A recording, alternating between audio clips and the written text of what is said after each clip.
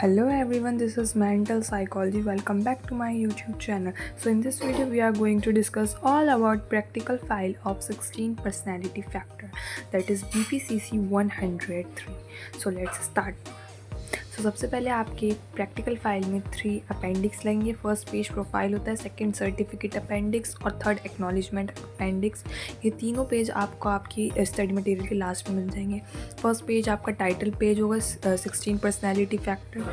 फिर आप 16 personality factor को एक्सप्लेन करेंगे। सबसे पहले आप उसको एम लिखेंगे। एम क्या है? To assess the personality of participated using 16 personality factor. आपको 16 पर्सनैलिटी फैक्टर को यूज़ करके पार्टिसिपेंट की पर्सनैलिटी को बताना है। तो इंट्रोडक्शन में सबसे पहले आप पर्सनैलिटी को एक्सप्लेन करेंगे। पर्सनैलिटी वर्ड किससे आया, फिर पर्सनैलिटी असेसमेंट को एक्सप्लेन करेंगे। फिर उसके बाद 16 PF क्वेश्चनएयर को एक्सप्लेन करेंगे। बेसिकली 16 PF क्वेश्चनएयर 187 क्वेश्चंस की एक बुकलेट है जिसमें पार्टिसिपेंट अपने आंसर्स को टिक करता है और उसके 16 फैक्टर जो इस टेबल में गिवन है वो बताए जाते हैं। उसके बाद हम हर 16 फैक्टर का ब्रीफ डिस्कशन लिखेंगे। आप देख सकते हैं मैंने किस किस तरीके से 16 फैक्टर्स के डिस्क्रिप्शन दे रखे हैं। चाहे तो आप एज इट इज़ मेरा स्क्रीनशॉट लेकर नोट्स के मेरी फ़ाइल के आप अपनी फ़ाइल में नोट डाउन कर सकते हैं और अपने वर्ड्स में भी एक्सप्लेन कर सकते हैं। तो ये मेरे 16 के 16 फैक्टर्स हैं जिसे मैंने एक्सप्लेन कर रखा है। फिर हम सब्जेक्ट्स की प्रोफाइल को लिखेंगे।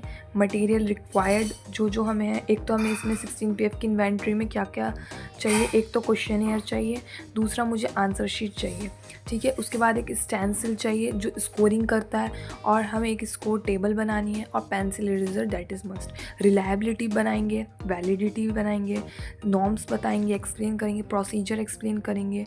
प्रोसीजर बहुत आसान है, थोड़ा सा कॉम्प्लिकेटेड है, लेकिन जब आप एक बार अंडरस्टैंड कर लें तो ये इजी है। आपको सबसे पहले क्वेश्चनएयर फिल करवाना है अपने पार्टिसिपेंट से। क्वेश्चनएयर फिल कराने के बाद वो जितने भी उसके आंसर्स हैं आपको स्टेंसिल में फिल करना है। स्टेंसिल में फिल करने के बाद आप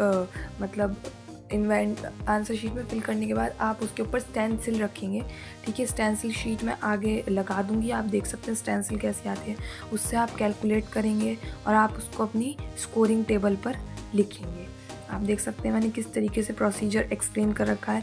एक बार आप प्रोसीजर पढ़ेंगे तो आपको सब एक्सप्लेन अच्छे से समझ आ जाएगा।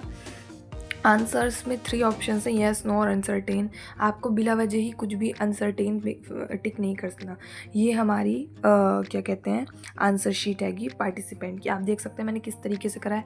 एडमिनिस्ट्रेशन का प्रोसेस मैंने हर प्रोसेस को बहुत अच्छे से एक्सप्लेन कर दिया है। एडमिनिस्ट्रेशन किस तरीके से करना है, रैपो आपको क्रिएट करना है बिटवीन पार्टिसिपेंट एंड यू, और फिर आपको स्कोरिंग बताई गई है। आप एक बार स्कोरिंग पढ़ लेंगे तो आपको ये टेस्ट बहुत अच्छे से क्लियर हो जाएगा। 16 पर्सनैलिटी फैक्टर बहुत इंपॉर्टेंट है और कई सवाल इससे पूछे जाते हैं। आप देख सकते हैं जब मैंने रॉ स्कोर को कन्वर्ट करना होता है स्टैंड स्कोर में, मैंने किस तरीके से कन्वर्ट करा है। उसके बाद मैंने उसके 16 फैक्टर निकाल लिए हैं कि मेरे पार्टिसिपेंट का कौन सा ज़्यादा डोमिनेंट फैक्टर है, रादर इट इज़ आउटगोइंग और रिजर्व्ड। इस तरीके से हम निकाल लेंगे। ये होती है टेस्ट प्रोफाइल जिसे आप सबको फिल करना होता है। ये दोनों शीट्स मैंने लास्ट में अटैच कर दिए हैं। आप देख सकते हैं आपको पहले रॉ स्कोर निकालना है, फिर रॉ स्कोर को स्टैंड स्कोर में कन्वर्ट करना है।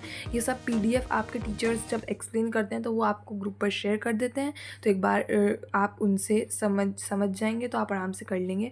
आप डिस्क्रिप्शन लिखेंगे, डिस्कशन एक्सप्लेन करेंगे, इंट्रोस्पेक्टिव रिपोर्ट कि कैसा रैपो आपके बीच में और आपके पार्टिसिपेंट के बीच में बना, कंक्लूजन, उसके बाद रेफरेंसेस का पेज मैंने लगाया नहीं, आप लगा लीजिए।